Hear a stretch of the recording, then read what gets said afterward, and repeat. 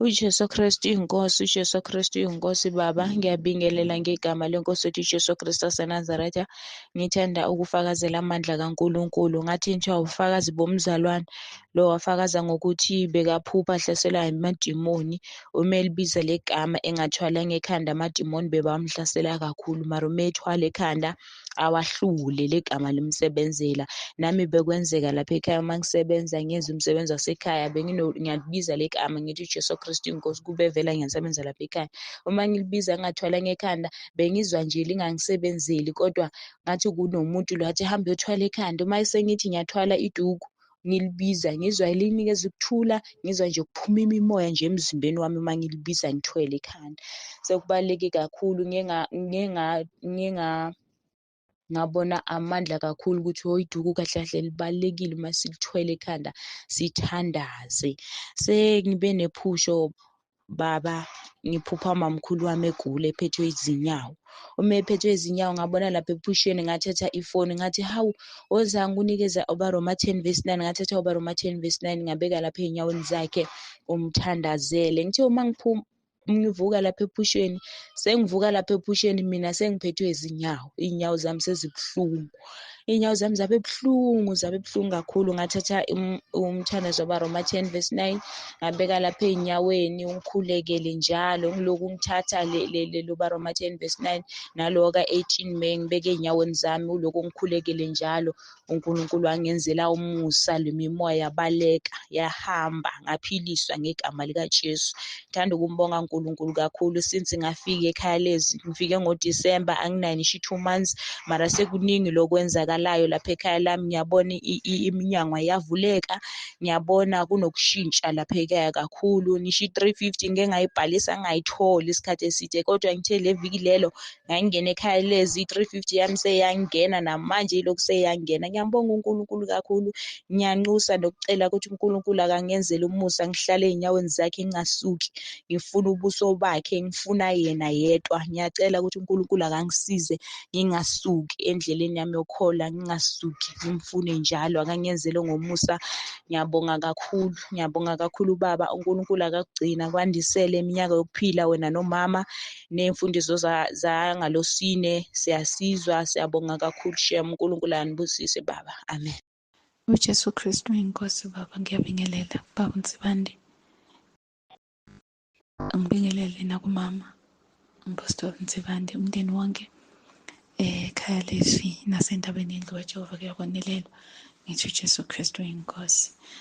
Baba, bengicela ukumbonga uNkulunkulu kakhulu ngawe, noma khona la oke wakhuluma khona wathi khona umuntu wakwathi kuwena uyalivala izulu. Ayi, nami ngike ngasho ngathi hayi, uyalivala ngempela izulu, ngoba sometimes unokukhuluma uthi mawusho uma uNkulunkulu ekusebenzisa ukhulume into nje a-minor thing, into encane maybe engakaze futhi i-cross-e nasemqondweni wami ukuthi imbi lento emehlweni kaNkulunkulu noma isono. And into engiyibonga kakhulu mostly uma ngikubhekile uhlukile.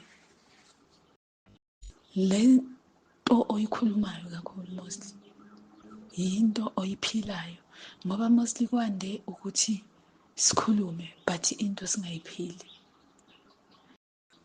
Manje ngiyambonga uNkulunkulu ngoba kusho ukuthi uphila like nge-example sibheke kuwena. Ezinye zezinto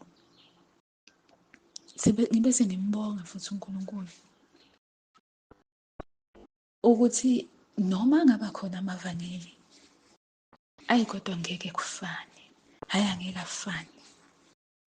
afane, hayi ukuthi maybe ngithini, kodwa angeke kufane. Akufani okwamampela Baba, akufani.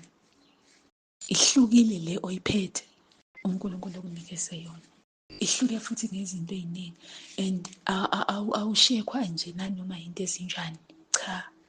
So ngiyambonga kakhulu uNkulunkulu ngoba kuba mnandi ukubheka ukuthi hayi, nalo obekiwe sibheke kuyena umile lo muntu, and sibhekile nathi siyabona, singofakazi. ngibe sengimbonga kakhulu uNkulunkulu lapho eveza ngephupho. Kumiwe nje entabeni, kodwa uma kumiwe kube sekungathi sekuyisikhathi sokuthi kuhanjwe. Ngibe sengithi ngiyabheka ngibone ukuthi abanye kumane kuyavuleka umgodi, abanye bayashona bangena phansi, and then kube sekusiba nalabo kusho ukuthi abebelungele sekuyahanjwa njengoba i-emblem leyasentabeni iveza. Bheka indlela yakhona ibinjalo inyuke uphuka, kodwa bheka ukuthi uma kuthi abantu benyathela, heyi bekungenye into nje even lapha emgwaqweni engeke ngiyichaze. Wasuhlabelela umhlabelelo othi siqonde ekhani thini na. Jesu Kristu inkosi. UJesu Kristu inkosi. Baba, ngiyabingelela kubaba Msebande nomama Msebande nomndeni wonke. Nginalo ubufakazi baba, ngonyaka odlule ngake ngazingenela nje ku-40 ngingedwa ngenxa yezimo zami. Ngabona ephusheni idemoni elinenkani ngendlela emangalisayo. Into eyangenza uba ngibone ukuthi idemoni elinenkani kwakuyixoxo elikhulu engazange ngalibona, elikhulu eliya ngokuya lifutheka lagcina selilikhulu selicishe libe ngangebhola lisembhedeni wami. Ngalithatha leli xoxo ngesandla, ngithe selisesandleni lancipha, ngalithatha ngalijikijela ngaliphacaza laphaya phandle. Kulokhu njengoba bese-21 ngiphuphe ekamereni lami kunento eyisimila sadumbe, kuthi akube yidumbe, kuthi akube ubhanana, kungaqondakali nje. Ngayisiphula lento eduze kwe-headboard ekhoneni lombhede, ngayisiphula lento, igxilile lento, ngayisiphula yaze yasiphuleka, yaphuma nodaka olubi lwaphaxazeka phansi olumnyama udaka. Ngabona ukuthi yonke lento iyakhombisa ukuthi kunohlobo lwamademoni afuna ukuthi ngiqhubekele ekujuleni. Ngiyambonga uNkulunkulu baba ngokusifundisa ukukhuleka. Ngiyabonga kakhulu baba. UJesu Kristu inkosi. Amen. UJesu Kristu inkosi. Kuyabulisa mama notata, ntabeni endlu kaJehova kuyabonelelwa, abazalwane nasekhaya elizwe. Ndinombulelo omkhulu kuThixo. UThixo into azivezayo. Ndibulela ukuthi nam wandilanda ndalandela umkhonzi kaThixo wenyaniso nowentliziyo yakhe. uNkulunkulu apha ezintsukwini undibonisile. All along I was thinking, ndimane ndinombuzo ndizibuza ndithi maybe I received that call because mhlawumbi njengomntu ondaziyo ukuthi ndisindisiwe. Kodwa uNkulunkulu uye wandivezela emalangeni ndilele, ndingena enkonzweni ndikhuleka. Kuthe ekhulekeni kwam, after ndigqiba ukhuleka ngathi sendikhuleka nangezilwimi ndingazi phofu uba ndithini, kwanoko umntu otolikayo ngutata. After ndikhuleka ndiqedile ukhuleka, kube nomama oye wandikhomba ngomnwe like confession, wathi ebenemeeting ngam emkhathini, bayabona ukuthi ndizoba yinkinga. Wathi khona ifowuni eberekhodile imeeting leyo, ucela ndimnikeze ifowuni yam azondikhuphelela ndimamele ngoba bazode bambone ukuthi beze naye. Bese kuqhamuka umntana oyintombazana athi iza naye sisinokuzola le fowuni, bangasiboni ukuthi sizokuxelela yonke into. Ngithe mangiphendula mbona ndathi mina hayi kusaphana ndiqale ndive. Ngithe xa ndisiva yangathi ndiyabona ngamehlo kamoya khona bahleli ezitulweni.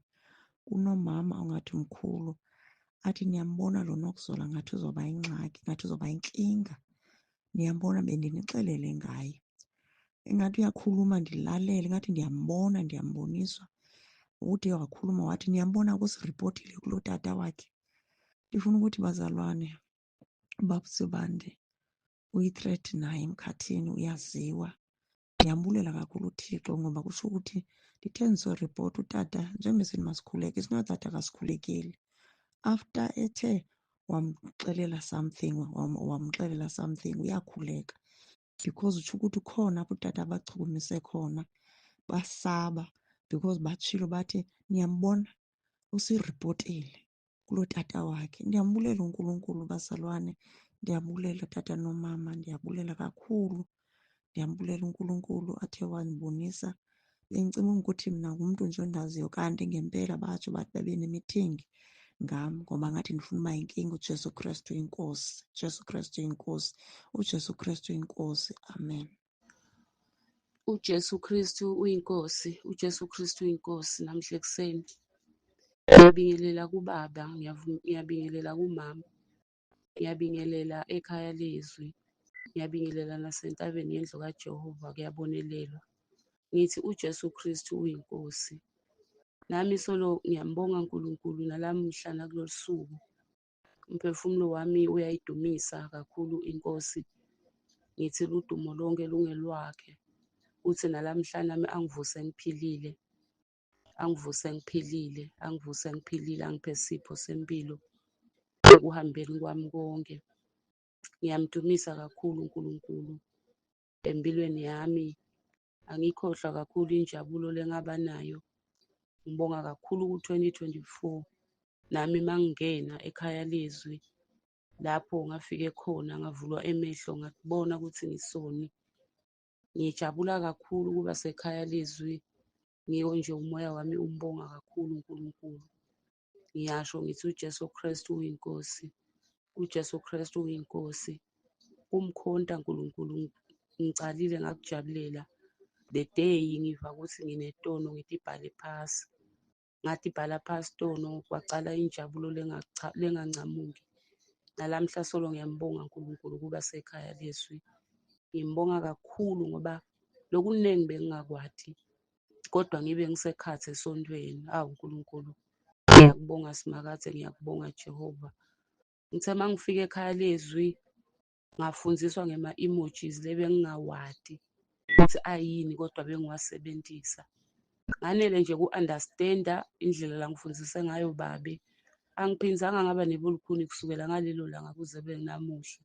Ema-emojis ngawayekela, ngafunza ukuthi angimoya kaSathane, awafuneki ekhaya lezwi. Ngiyambonga kakhulu uNkulunkulu. Nami nje ngiyakhuta kubo bonke labasebambekile ukuthi inkosi ayiniside, nikhululeke. Ngeke sikhonde uNkulunkulu lophilako siphinde sibeke nesithixo sema-emojis. Ngithi uJesu Kristu uyinkosi, uJesu Kristu uyinkosi. Amen. uYesu Kristu inkosi, uYesu Kristu uyinkosi. Ndiyabulisa kutata uNtsibande nomama uNtsibande egameni lenkosi uYesu. Ndiyabulisa ekhayeni lezwi, ndibulisa nasentabeni yendlu kaJehova kuyabonelelwa. Ndibulisa egameni lenkosi uYesu, ndithi uYesu Kristu uyinkosi. Ndiyaxolisa tata ngokudilitha, ndiye ndandeqa ixesha, ndiye ndenza into enintsi ngoba bekukuningi.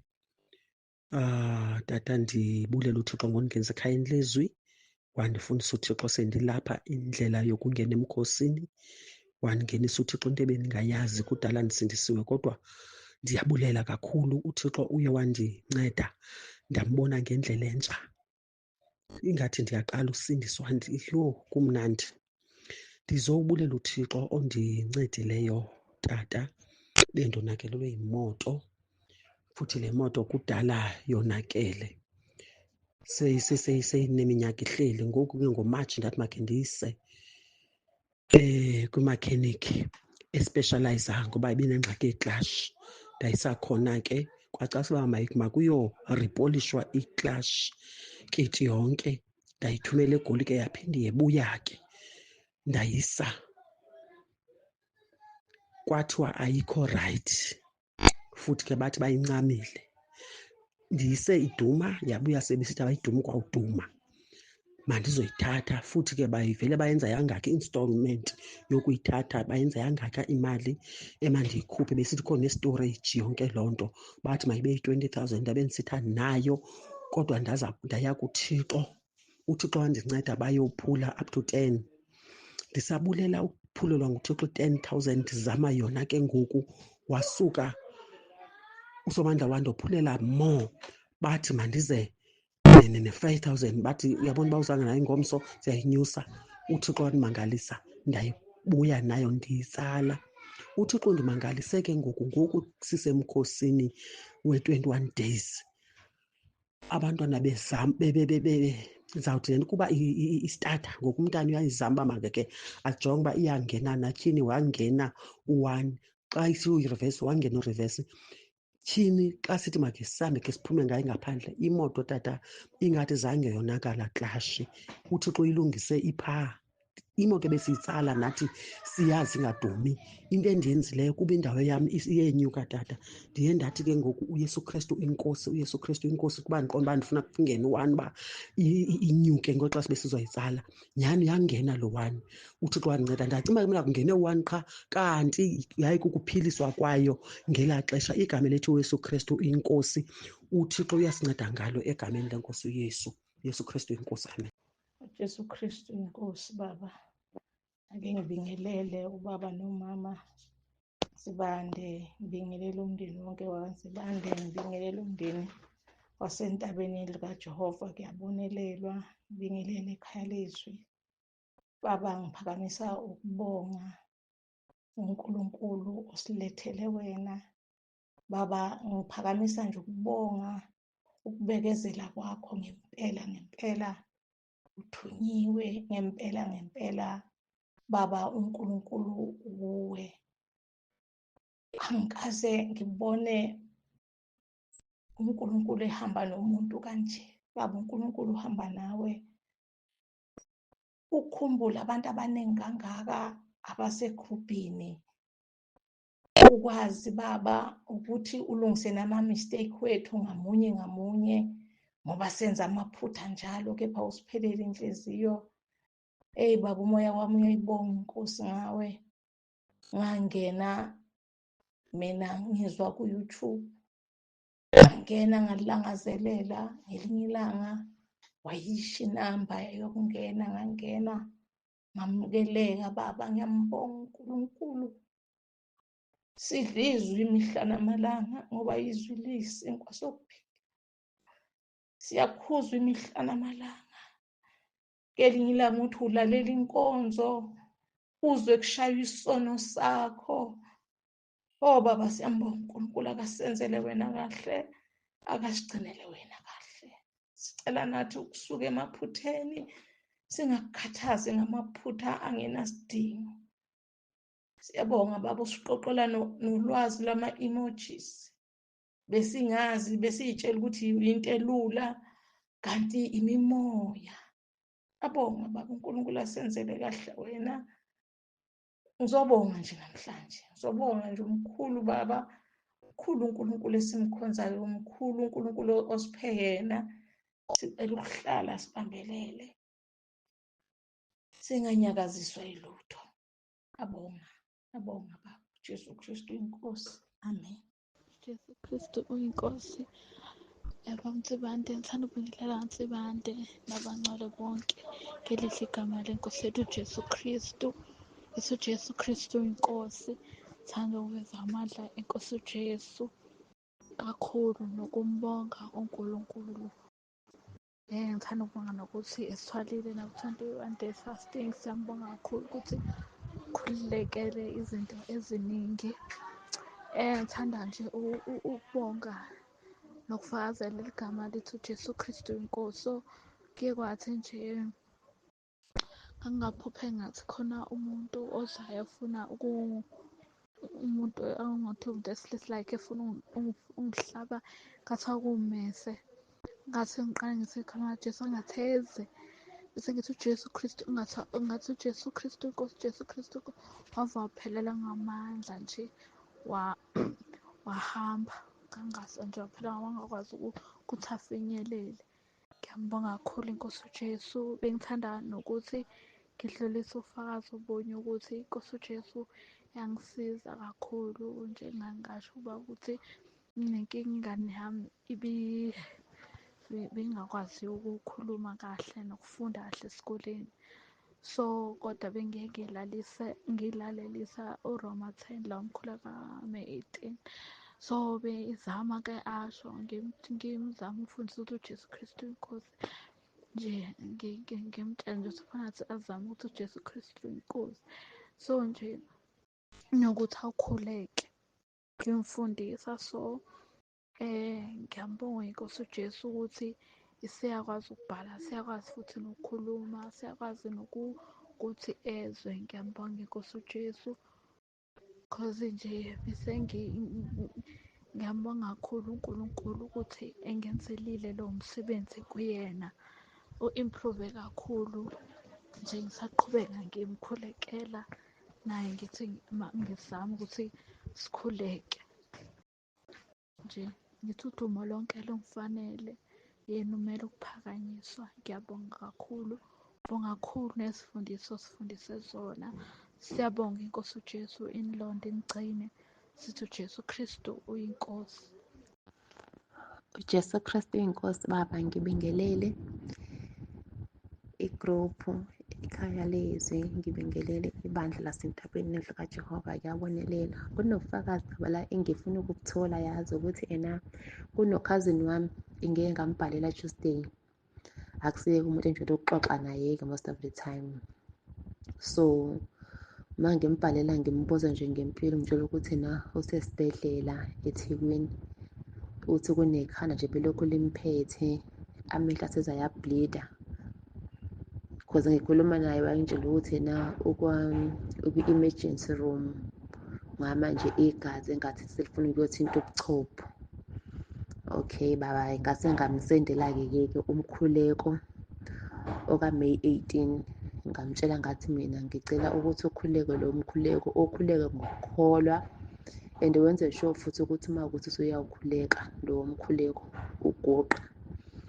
Okay, kwaqhubeka isikhashana-ke wase wangibhalela washo wathi, hhayi mzala, sengiwulalele umkhuleko ngakhuleka. Ngase ngathi mina, hayi okay, ngiyathemba ukuthi uzoba right. Okay, it was Tuesday. ULwelo lwesithathu kusengoLwesine ntambama ngimbhalele ngimbuze ukuthi hawu mzala usunjani, engangiphenduli-ke ngoLwesine, ezengiphendule ngoFriday emini, esho ukuthi hhayi mzala sengi-right, ngiphumile esibhedlela abatholanga lutho. So nje ngizophakamisa amandla kaNkulunkulu ukuthi siyambonga kakhulu ngomkhuleko kaMeyi 18 ukuthi uyazenza iy'mangaliso.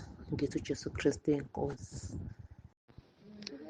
uJesu Kristu inkosi. Ekuseni baba, ngizobonga ngibingelela abantwana bakho Dr. Zentaba Jehova, kuyabonelela. Ngibingelele ekhaya lezwi, ngibingelele uBamthembandi noMthembandi, ngithi ukuthula. Baba, ngizothula ubufakazi ekuseni namhlanje uNkulunkulu ngendlela angenzela ngayo umusa. Ngathi ngoMgqibelo ngo-9 ebusuku abantwana bakhotha umanyazeni. Bayokhothile basize bakhona abanye ekhaya, bazame baphuzisa ubisi, baphuzisa iqanda, babuyisa. Kodwa-ke ngokugcina kwabagcina sebethathiwe bayiswe esibhedlela khona ngabo ubusuku. Ngingambonga nje uNkulunkulu ukuthi abantwana bayaphila kuze kube manje.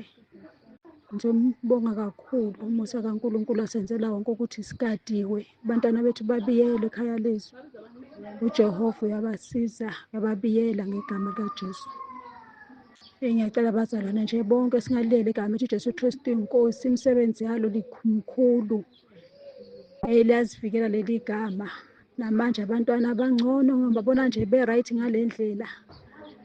Kakhulu ba-right nje kakhulu ukuthi nje kumele nje babakhiphe sibuyele ekhaya. Ngibonga nje uNkulunkulu kakhulu. Umusa wakhe mkhulu. Ngathi nami ngizoya enkonzweni yaseGoli, awungabuya ngokuthi abantwana sebengene esibhedlela. Awu, ngiyambonga nje uNkulunkulu ukuthi abantwana ngibafice nje bephila ba-right. Angilalanga nje ubusuku bangawoMgqibelo ngikhuleka ngimnxusa uNkulunkulu ukuthi nje asize ahambe kula mphefumulo. Ingane zimbili futhi babe nomunye ethi u-8 ethi omunye akakhothe nomunye akakhothe, kodwa kwangimaza kakhulu ngoba kwakusebusuku ukuthi abantwana besenzani phela sebeyokhotha nje into efihliwe, bahamba boyivukulula la ibekwe khona. Ngiyambonga nje uNkulunkulu ukuthi igama lakhe nje likhulu. uJesu Kristu inkosi, uJesu Kristu inkosi, uJesu Kristu inkosi. uYesu Kristu inkosi, uYesu Kristu uyinkosi. Ndiyabulisa kutata uNtsibande nomama uNtsibande egameni lenkosi uYesu. Ndiyabulisa ekhayeni lezwi, ndibulisa nasentabeni yendlu kaJehova kuyabonelelwa. Ndibulisa egameni lenkosi uYesu, ndithi uYesu Kristu uyinkosi. Ndiyaxolisa tata ngokudilitha, ndiye ndandeqa ixesha, ndiye ndenza into enintsi ngoba bekukuningi. Tata, ndibulela uThixo ngondigenisa ekhayeni lezwi, wandifundisa uThixo sendilapha indlela yokungena emkhosini, wandingenisa uThixo into ebendingayazi, kudala ndisindisiwe. Kodwa ndiyabulela kakhulu, uThixo uye wandinceda ndambona ngendlela entsha. Ingathi ndiyaqala usindiswa, kumnandi. Ndizowubulela uThixo ondincedileyo tata. Bendonakelelwe yimoto, futhi le moto kudala yonakele. Seyineminyaka ihleli. Ngoku ke ngoMatshi ndathi makhe ndiyise kwimakhenikhi espeshalayiza ngoba ibinengxaki yeklashi. Ndayisa khona ke kwacaca uba makuyoripolishwa iklashi kit yonke. Ndayithumela eGoli ke yaphinde yebuya ke. Ndayisa, kwathiwa ayikho rayithi, futhi ke bathi bayincamile. Ndiyise iDuma, yabuya sebesithi abayidumi kwawuduma. Mandizoyithatha, futhi ke bayivele bayenza yangaka i-installment yokuyithatha, bayenza yangaka imali emandiyikhuphe. Besithi khona nestoreyiji yonke loo nto, bathi mayibe yi-20,000. Ndabe ndisithi andinayo, kodwa ndaya kuThixo. UThixo wandinceda bayophula up to 10. Ndisabulela ukuphulelwa nguThixo 10,000 zama yona ke ngoku. Wasuka uSomandla wandophulela more. Bathi mandize ne-5,000. Bathi uyabona uba uzanga nayo ingomso siyayinyusa. UThixo wandimangalisa, ndayibuya nayo ndiyitsala. UThixo undimangalise ke ngoku sisemkhosini we-21 days.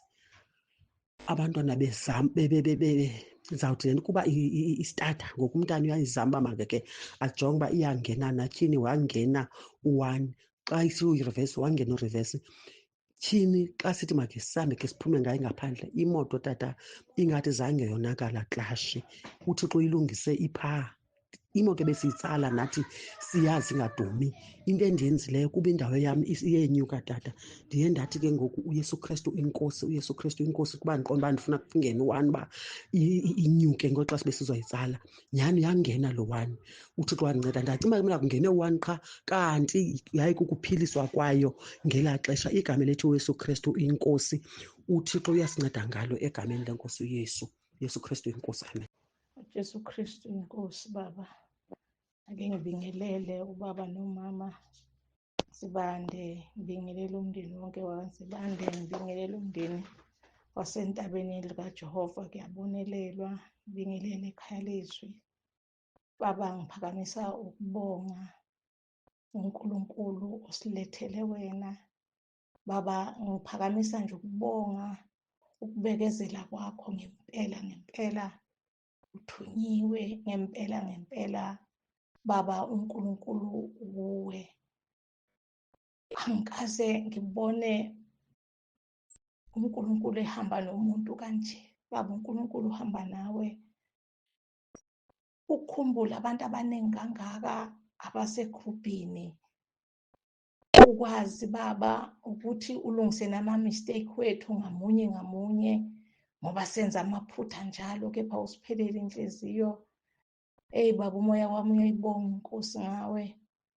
Ngangena mina ngizwa ku-YouTube, ngangena ngalilangazelela. Ngelinye ilanga wayisho inamba yokungena, ngangena ngamukeleka. Baba, ngiyambonga uNkulunkulu.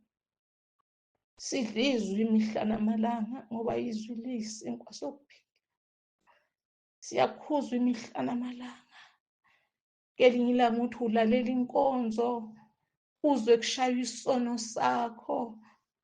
Baba, siyambonga uNkulunkulu, akasenzele wena kahle, akasigcinele wena kahle. Sicela nathi ukusuka emaphutheni, singakukhathazi ngamaphutha angenasidingo. Siyabonga Baba, usiqoqela nolwazi lama-emojis. Besingazi, besiy'tshela ukuthi into elula, kanti imimoya. Abonga Baba uNkulunkulu, asenzele kahle wena. Ngizobonga nje namhlanje, ngizobonga nje. Umkhulu Baba, mkhulu uNkulunkulu esimkhonzayo, umkhulu uNkulunkulu osiphe yena. Sicela ukuhlala sibambelele, singanyakaziswa yilutho. Abonga Baba. Jesu Kristu inkosi. Amen. Jesu Kristu uyinkosi. Bamtsibande, ngithanda ukubingelela Ntsibande nabangcwele bonke ngelihle igama lenkosi yethu Jesu Kristu. Jesu Kristu inkosi. Ngithanda ukuveza amandla enkosi uJesu kakhulu nokumbonga uNkulunkulu. Ngithanda ukubonga nokuthi esithwalile naku-21 days fasting. Siyambonga kakhulu ukuthi khululekele izinto eziningi. Ngithanda nje ukubonga nokufakazela igama lethu Jesu Kristu inkosi. So kuye kwathi nje ngangingaphuphe ngathi khona umuntu ozayo afuna umuntu angathi umuntu wesilisa like efuna ungihlaba ngathi akuwumese. Ngathi ngiqala ngithi khona Jesu angatheze bese ngithi uJesu Kristu ngathi uJesu Kristu inkosi, Jesu Kristu wava waphelela ngamandla nje wahamba. Ngangazi nje waphela wangakwazi ukuthi afinyelele. Ngiyambonga kakhulu inkosi uJesu. Bengithanda nokuthi ngidlulise ufakazi obunye ukuthi inkosi uJesu yangisiza kakhulu. Njengangasho ukuba ukuthi nginenkinga ingane yami bengakwazi ukukhuluma kahle nokufunda kahle esikoleni. So kodwa bengiye ngilalelisa uRoma 10 la umkhuleko May 18. So bezama ke asho ngimzama ukufundisa ukuthi uJesu Kristu inkosi nje ngimtshela nje ukuthi azame ukuthi uJesu Kristu inkosi. So nje nokuthi awukhuleke ngimfundisa. So ngiyambonga inkosi uJesu ukuthi siyakwazi ukubhala, siyakwazi futhi nokukhuluma, siyakwazi nokuthi ezwe. Ngiyambonga inkosi uJesu cause nje bese ngiyambonga kakhulu uNkulunkulu ukuthi engenzelile lo msebenzi kuyena. U-improve kakhulu nje ngisaqhubeka ngimkhulekela naye ngithi ngizama ukuthi sikhuleke nje. Ngithi udumo lonke lungifanele, yena umele ukuphakanyiswa. Ngiyabonga kakhulu, ngibonga kakhulu nezifundiso sifundise zona. Siyabonga inkosi uJesu inilonde inigcine. Sithi uJesu Kristu uyinkosi. uJesu Kristu inkosi. Baba ngibingelele igruphu ikhaya lezwi, ngibingelele ibandla lasentabeni nendlu kaJehova kuyabonelela. Kunobufakazi la engifuna ukubuthola, yazi ukuthi kunokhazini wami ngike ngambhalela Tuesday. Akusiyeke umuntu enjalo ukuxoxa naye-ke most of the time. So uma ngimbhalela ngimbuza nje ngempilo, ngitshela ukuthi usesibhedlela eThekwini. Uthi kunekhanda nje belokhu limphethe, amehlo aseze ayabhlida. Because ngikhuluma naye wangitshela ukuthi ukwi-emergency room ngamanje igazi engathi selifuna ukuyothinta ubuchopho. Okay baba, ngase ngamsendela-ke umkhuleko okaMay 18. Ngamtshela ngathi mina ngicela ukuthi ukhuleke lo mkhuleko, okhuleke ngokukholwa and wenze sure futhi ukuthi uma ukuthi usuyawukhuleka lo mkhuleko ugoqa. Okay, kwaqhubeka isikhashana-ke wase wangibhalela washo wathi hhayi mzala, sengiwulalele lo mkhuleko ngakhuleka. Ngase ngathi mina hayi okay, ngiyathemba ukuthi uzoba right. Okay, it was Tuesday. ULwelo lwesithathu kusengoLwesine ntambama ngimbhalele ngimbuze ukuthi hawu mzala usunjani. Engangiphenduli-ke ngoLwesine, ezengiphendule ngoFriday emini, esho ukuthi hhayi mzala sengi-right, ngiphumile esibhedlela abatholanga lutho. So nje ngizophakamisa amandla kaNkulunkulu ukuthi siyambonga kakhulu ngomkhuleko kaMay 18 ukuthi uyazenza iy'mangaliso. Ngithi uJesu Kristu inkosi.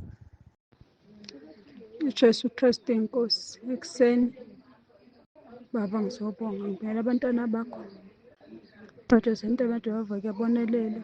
Ngibingelele ekhaya lezwi, ngibingelele bamthembande nabamthembande. Ngithi ukuthula baba, ngizothula ubufakazi ekuseni namhlanje uNkulunkulu ngendlela angenzela ngayo umusa. Ngathi ngoMgqibelo ngo-9 ebusuku abantwana bakhotha umanyazini oyokhothile basiza ukuthi bakhona abanye ekhaya bazame baphuzise ubisi baphuzise iqanda babuyisa. Kodwa-ke ngokugcina kwabagcina sebethathiwe bayiswe esibhedlela khona ngabo ubusuku.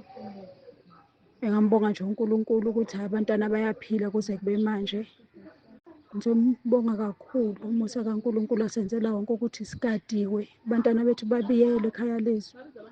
uJehova uyabasiza, uyababiyela ngegama likaJesu.